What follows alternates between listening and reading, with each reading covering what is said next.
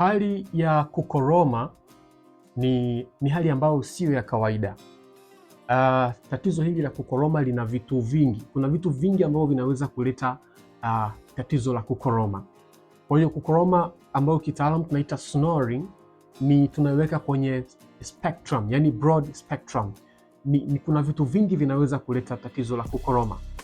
Kwa hiyo kwa leo naomba nitaje baadhi ya risk factors, vitu ambavyo vinaweza kuongezea chance ya kupata tatizo la kukoroma. Kwa hiyo ya kwanza kuna obesity, kuwa na uzito mkubwa sana, a BMI kubwa, body mass index kubwa, inaweza kuweka kwenye hatari pia ya kupata tatizo la obstructive sleep apnea hypopnea syndrome. Obstructive sleep apnea ni end stage. Stage ya kwanza ya kukoroma ni primary snoring, yani unakuwa unakoroma lakini haupati dalili kubwa, yani sio critical, unakuwa unakoroma kawaida na huenda usitambue kwamba unakoroma sana wakati wa usiku.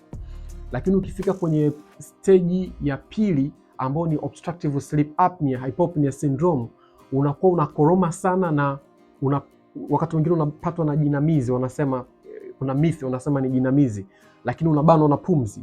Apnea ni cessation ya breathing kwa muda usiozidi sekunde 10. Kwa hiyo kama kuna kitu kinakubana pumzi alafu pumzi inaachia, hiyo ni stage ya mwisho ya snoring, na ni stage ambayo ni hatari kwa sababu pumzi unakuwa hauipati kwa ufanisi na ubongo unahitaji oksijeni nyingi sana. Ukiwa umelala ubongo kuna a lot of active processes zinakuwa zinaendelea, zinafanywa na ubongo, ikiwemo kuweza kuregulate mifumo mbalimbali ya mwili. Inakuwa ubongo unajimwambafai wakati wa usiku, ukiwa umelala unafanya regulations ya mifumo mbalimbali mwilini. Sasa unapokosa hewa ya kutosha ukiwa umelala, unapata apnea hizi, unakoroma sana, muda mwingine unabanwa na pumzi, inaweza ikakuweka kwenye hatari ya kupata baadhi ya dysfunctions wakati wa mchana, ikiwemo morning headache. Unaweza ukajikuta unaamka asubuhi na kichwa kinauma sana, maumivu yanakuwa ni makali sana ya kichwa.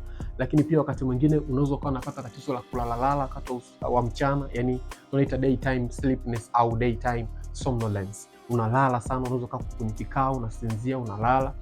Lakini pia kwa watoto, mtoto ambaye ana tatizo la kukoroma, na wakati mwingine mtoto unaweza ukamwona anapata ni kama anashindwa kupumua hivi, alafu anastuka, anaamka, huenda mtoto tayari amesha develop apnea, anapatwa na bano na pumzi, kitu ambacho kinaweza kikamletea matatizo katika ukuaji wake, akawa na tatizo ambalo kitaalamu tunaita ADHD, yani mtoto akawa yuko very aggressive, lakini pia anakuwa mkorofi sana, lakini pia wakati mwingine anaweza kuwa mgumu pia kuelewa, anakuwa ni mgumu pia kwenye attention, anashindwa kutumia akili, yani ana avoid zile taski ambazo zinahusisha mental effort like that.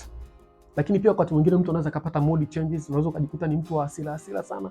Ni dalili pia mojawapo ya kwamba huenda usiku ukawa unakoroma sana, kitu ambacho kinapelekea usiku kushindwa kupata hewa ya kutosha, kama ambavyo nimesema kwamba ubongo unahitaji hewa ya kutosha wakati wa usiku kwa sababu unafanya regulations ya mifumo mingi. Kwa hiyo unapokuwa upati hewa ya kutosha, huenda ikakuweka kwenye hatari ya kupata dysfunctions mbalimbali wakati wa mchana, ikiwemo kama ambazo hizo nimezitaja. Kwa hiyo back kwenye hizi risk factors, kuna throat anomalies, vitu ambavyo vinaweza kuongezea chance ya kupata tatizo la kukoroma. Kuna matatizo ambayo structural anomalies, tunasema ni maumbile ya koo, anomalies ambazo zinahusisha maumbile ya koo. Wakati mwingine pia chronic alcohol consumption, utumiaji wa pombe kwa muda mrefu, pia unaweza kuwa kwenye hatari ya kupata tatizo la kukoroma. Excessive fatigue, yani mtu unakuwa unachoka sana, pengine